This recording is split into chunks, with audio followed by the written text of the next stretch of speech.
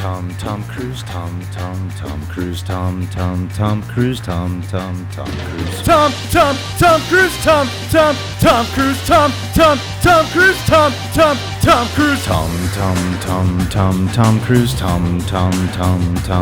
Cruise.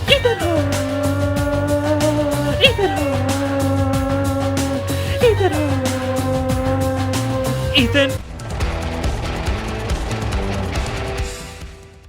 What's going on, Reject Nation? Greg Alba here. Jonald. We just got back from Mission Impossible Fallout, people. Shouts out to a couple of people who recognize us over there. Chris, the main guy. I'm not sure if your friend Dale recognized us. Dale. But hey, Chris, how you doing, buddy? Speaking of shouting people out, Patron of the Day shout out for a man named Michael Burnett. He has an awesome YouTube channel called Omni Media. There's a link in the description box for you guys. It's another movie talk channel. He does like reactions, reviews as well, but the guy's knowledge is so in depth. Like, the guy clearly knows way more than us. And if he keeps at it, he's gonna be on his path to being a huge YouTuber. Seriously, you guys should go check his channel out. It's amazing. And just from talking to him in messages, he's just a super nice guy. He's a really friendly guy, and I'm really happy to know him. By the way, on our Patreon, we do full-length TV show reactions, weekly Q&As, and music video coverage, so go check our Patreon out after this video if you like to. On to our movie review. Wow, this has got to be the most disappointing movie I've ever seen. Yep. Worst of the year. Worst of the year, man. Call the Razzies. Oh, that's my phone. Dull. There's no excitement in it. No action. There's hardly any action. So much CGI.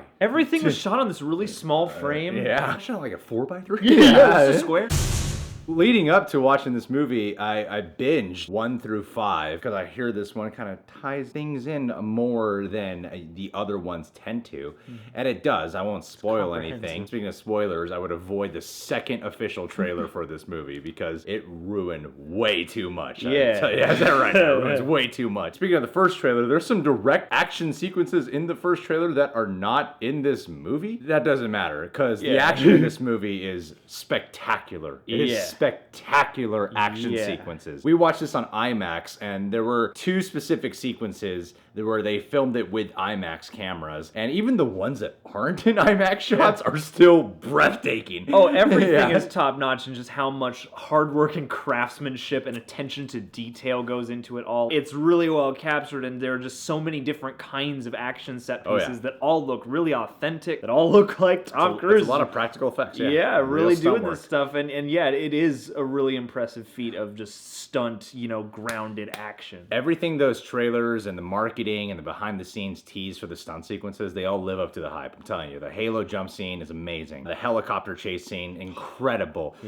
Tom Cruise running is as, when Tom Cruise ran his on foot chase scene in this movie, when he was going, I just smiled. Yeah, I'm so happy you do this. I actually just felt happy watching him do this chase scene. It's the point during each, a Mission Impossible tour date where he busts out the hit single that put him on the map to begin with. Yeah. One thing I also appreciated about this movie is that while the action definitely delivers, there's just as much of a fight going on with the espionage elements, like the amount of back and forth and mystery there is, and things going wrong. Like, I really appreciated that the theme of this mission seemed to be just how many ways can this all go wrong, and what clever ways can Ethan and the team adjust to them. Definitely. This movie's more of a direct sequel to the previous Mission Impossible, more than any other ones have kind of handled its continuity. I really feel like to really appreciate and understand this movie, you have to have watched Rogue Nation. That works to its benefit, unlike, say, Quantum of Solace. I think in terms of what an action movie is, I'm not sure yet. I gotta digest it a little bit more before I put my ranking out there for where I put this, but I think it's pretty easy for me to determine that in terms of an action movie, this Mission Impossible does it the best. Not only is it bigger, they all escalate and you get more action than the other ones too. Yeah, and each action sequence has different sets of stakes. Like, it's intense enough just watching them do what they're doing, but also the context around it, what's at stake. Like, that stuff really rings in this movie. I kind of feel like the big highlight action moments in the last couple ones sort of occur in the middle of the movie, and then by there they kind of, it simmers down. down. Here, up until the finale, it just gets crazier. And it's different types of sequences, man. Yeah. It's brilliant. And the other thing I really love about this film, too, my favorite Mission Impossible, I would have to go with Part 3, only because of the fact of how emotionally thrilling it is and how personal it is, and how much you really get to know and feel and love Ethan Hunt in that movie. I kind of feel like Rogue Nation and Ghost Protocol missed that element a little bit in terms of really knowing Ethan Hunt and loving him. I kind of feel like when I watch Ghost Protocol and Rogue Nation, I walk away with thinking of how cool Tom Cruise is. This one brought me back to, I love the character Ethan Hunt. That's a good point. It's going to be kind of impossible to get as personal as Part 3 did.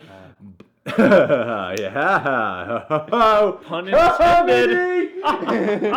The comedy jokes. At one point, Tom Cruise says MI6, and he's referring to the British spies. But I'm like, you do know this is MI6, right? Yeah. This is like a secret title name check. Like they also say Fallout in the movie. Like some meta thing? I don't know. Yeah, so this is the second most personal one. It makes everything feel that much more suspenseful. I'll say, though, that this movie, I don't think in terms of the spy stuff, it's as necessarily clever as maybe how some stuff was handled in Rogue Nation, for example. Like, I think the finale of Rogue Nation is brilliantly done in terms of spy outwitting each other elements. This one is more of a straightforward action movie with some clever moments. There are definitely some clever moments in here, just not as clever. Yeah, it's a lot more about what doesn't go according to plan than what does. Yeah, it's like the movie starts off, you're like, wow, this is a lot of information about what this mission is supposed to be. But then as it progresses, it's pretty simple to follow. Yeah. Dials back a lot of the humor that was presented in Ghost Protocol and some of that in Rogue Nation. It's a much more serious film. There's a tone of danger, definitely, and that also serves to up the stakes. Yeah, it's like I wasn't really sure who would be safe in this movie, and that's to its credit. That's what's missing, too, in Ghost Protocol and Rogue Nation for me. In this movie, I'm like, oh my god, they're gonna kill this person off, aren't they? Ethan Hunt might lose this one. You start thinking this. And of course, like a big thing that everyone was really looking forward to is Henry Cavill in this movie. The mustache was worth it. And I thought Henry Cavill did a pretty good job in this film. He had a great look in the film. I'm like, okay, I get why he kept the mustache. It works for the character. I feel like there was so much hype towards Henry Cavill in this that I thought he would have been cooler. Yeah. I'm gonna try to dim it down for you if you haven't seen the movie yet. I feel like the whole group that we were with kind of felt that way of, we thought we'd walk away being like Henry Cavill stole the show. Yeah, but he doesn't. He doesn't. He's really good and he's effective in the film. He's not as badass as you'd expect him to be. His performance is not as cool as you'd expect him, but it's good. It's effective. I don't want to make it seem like I'm talking bad about his performance. He was something that I was curious about going into this movie, and when it started off, I was like, yeah, I like him all right. And then partway through, when his character really starts to become important, I dug it. Like, I dug what he was doing with it. I like it. I do like it. I didn't love it. I also think the supporting cast in this film did a really good job too. Yeah. I thought they utilized everyone that you see brought back in the trailer really well. The first trailer reveals Michelle Monaghan's in here. She's barely in the movie, but when she's there, it's effective. It's more than just cameo, greatest hits. The supporting characters in this film, I thought they were handled really well. I don't want to give anything away, but there's a really emotionally effective moment that came from Ving Rhames in this movie, Luther, that I didn't see coming at all. It was the one moment that really actually got to me. And it's those nice surprises like that. And also, it's a personal mission, what he's doing, why he has to do it. I think it's revealed in the trailer of what this mission is they're going on and why. In case they didn't, I don't want to mention it. That's a missing ingredient that I felt is missing from the setup of 4 and 5, is the setup here is immediately personal, which makes it all the more rewarding. The other ones can feel kind of like episodes, and I do think there's something about this one and there's something about Part 3 that having that personal touch, just it makes the stakes more resonant for the whole everything. And I like too that this movie bothered to give other characters some personal stakes, just in small ways, in details. It's not like a character study of Benji or something like that. Everybody has a moment to be a real person in this movie, and I thought that was a nice thing to bring it all together and to make it feel human. And Solomon Lane returns in this film. He's really effective. Rebecca Ferguson is great again. Simon Pegg, he's not as funny, but he's still good. He was much more on the intense side in this film. He's still a valuable member of the team, and Luther too. And Vanessa Kirby's a new character in this film, who I had no idea what her role would be or what her performance would be like, and I thought she was really effective. She was charming. And Alec Baldwin, when he's on screen, he shines. And Angela Bassett is in a couple shots. And there's a really killer score in this film. That's one thing I've really appreciated since Part 3, is I feel the score in all the films have been great, and this one has a really great dynamite score. Lorne Balfe. However, There's a couple of scenes, all the sequences involving in the Paris that you see where he's like on the motorcycle. There's a whole chase sequence going on. It sounds straight up from The Dark Knight Rises. Like Hans Zimmer just stopped by and just sprinkled some of that in. It sounds like the Dark Knight Rises song, and then suddenly it's the Mission Impossible tune, and then back to the Dark Knight Rises song. It's like they took the Mission Impossible music and then just swept a Dark Knight filter on top of it. Yeah, that might not be a distraction for you. For me, it was kind of a distraction. It works for the movie, but you're just automatically transported to that touchstone. Yeah, especially if you're watching it on IMAX. Yeah, it's like, how many other action movies have done this? I remember watching The Dark Knight Rises on IMAX. Yeah. That was cool. I thought this was a tight action spy thriller for sure. I don't know yet where I'd rank it. I will say though, regardless, it's an amazing installment in the franchise. Oh yeah, if you like action, if you like espionage, if you like stunt work, you know, like I think you're gonna have a great time with this regardless, because it just seems like it's firing on all cylinders. Yeah, I don't know where I would rank it necessarily, but I think it doesn't matter. It's just a really well-made